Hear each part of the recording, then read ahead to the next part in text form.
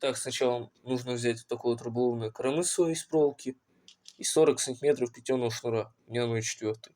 Связать кончик плетенки к этому вот колечку с помощью рыболовного узла клинч.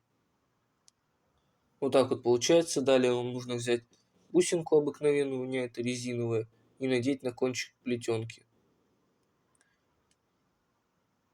Вот таким вот образом доводите до узла. Далее берете вот такую вот кормушку арбуз с встроенным грузилом. Также надеваете ее на плетеночку. И поверх кормушки еще одну бусинку.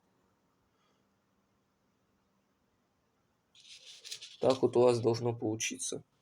Далее к этому кончику нужно привязать такой вот вертлюг со встроенным карабином, тем же узлом клинч.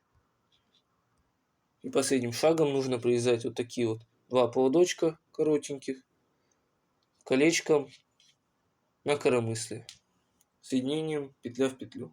Вот такая удобная снасть коромысла у вас получается.